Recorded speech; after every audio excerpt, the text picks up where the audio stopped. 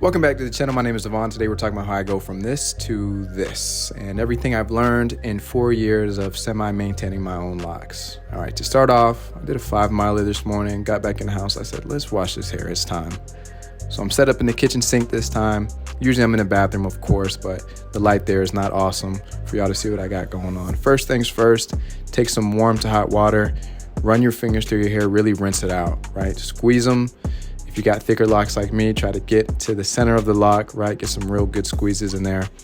And then you can go ahead and get to washing. For this wash, I use this, I think I'm gonna show it in a second. I use this Dove anti-dandruff shampoo. Some people are shampoo sticklers. I am not one of those people. I travel too much to care that hard. I just use whatever's available to me. And as you can see, I've started at the nape and the undercut and the root, and then I've worked my way I begin to work my way up the length of the lock to the end of the lock. Because my hair is treated, it takes a lot for the tips of my hair from about the halfway point to the tip to absorb moisture really well and consequently to absorb soap, right? So it's a process. So this is the first rinse. Of course, you always do 2 washes, 2 rinses, and I'm on my second pass. You can tell by the amount of suds, right? More suds, more sanitary, as they say. And you can tell by the lather. For all the young boys out there, you can tell by the lather if you're getting a good wash or not. If your hair lathers up really good on the second time, you know you're doing a good job. And then I've got the second rinse going on here. Again, I'm squeezing the hair and running a lot of water through it, probably more than I needed to, but better safe than sorry, because you don't want a bunch of soap trapped in your hair after a retwist. So make sure you give it some nice, thorough, secure squeezes and try to get nothing but water left in your hair when you're done. All right, on to the part that I hate. So about 20 minutes have passed since the last clip. I'm in the bathroom now, and I'm just looking over my hair, trying to see what the new growth is looking like. I've got my tea tree with me, of which I typically add, 6 or 7 drops, rub it into my hands, and then rub that into my scalp, right? And that's just to help with the dandruff. It's antifungal. If you sweat a lot like me, it'll keep your head from itching, all type of stuff like that. So I highly recommend tea tree oil. It's got a bunch of purposes outside of hair too. If you're not hip, you need to get hip. All right, first thing I'm doing, rubbing a little bit of castor oil into my hands and then starting to get into my parts. I'll use a rat tail comb for some of these, and for others I won't.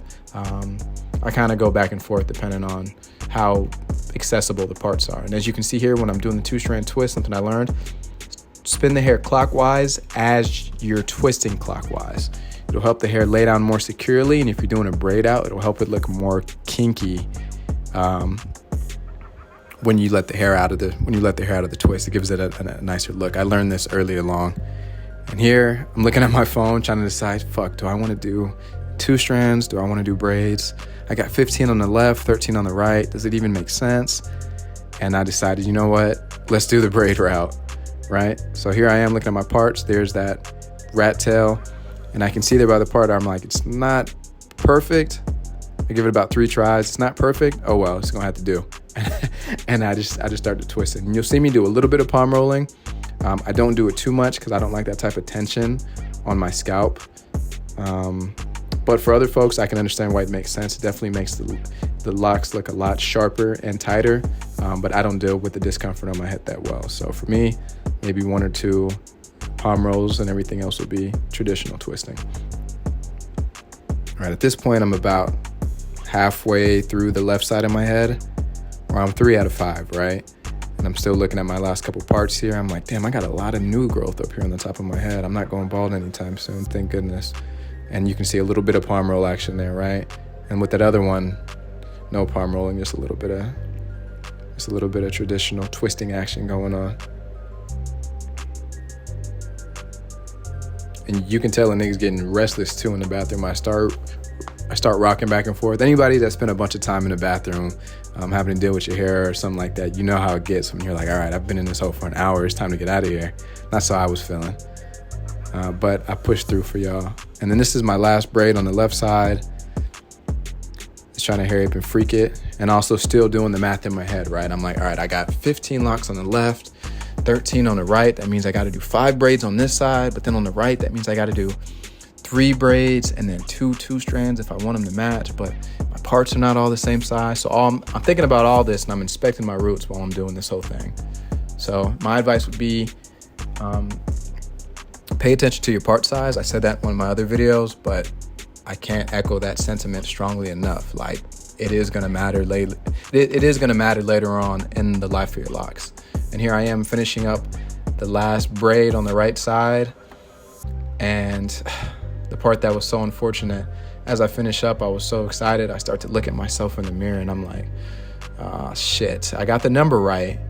And the thickness of these is pretty uniform, but you know what doesn't make sense? These parts in the back here. I've got one super braid and I've got one braid that's just regular size. And I'm like, oh, these, I mean, I don't expect them to be symmetrical, but I expect them to be kind of similar in size. So here I am cursing myself and thinking, damn, I got to go in here and fix this. And it always helps to have a second set of eyes while you're braiding if you can help it, so you don't run into what I ran into. And I'm like, all right, so I got to change this one and then do this one. Which side am I having to change? That's me accepting defeat and starting to take out the braid right there. Look at me. To edge myself up, I'm using the Andis T outliners for my trimmers. And then for my clippers, I end up using the Wall Pro Series. They served me well in the past. I did kind of chop myself up today because I was in a rush, but I also really didn't give a damn, right? If I wanted a pristine cut, I would have went to the barber to keep it a buck with you. And then for edging up my face, I'm gonna use these Facones Shavettes with premium razors, which have served me well so far.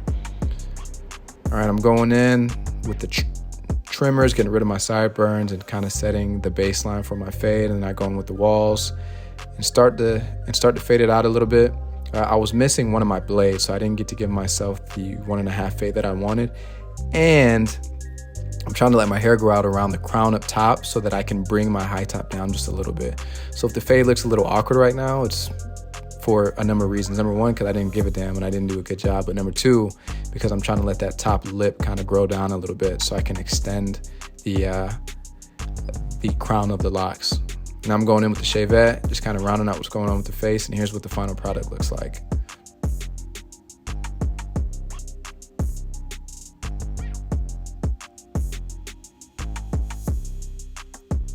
So if you like these type of videos with all these talk throughs, make sure to leave me a comment so I know to keep kicking these bad boys out. Altogether, these take me, I don't know, 5 or 6 hours to make. So if y'all appreciate the content, you gotta let me know because I will quit on you. All right, thanks for watching. I'll talk to y'all.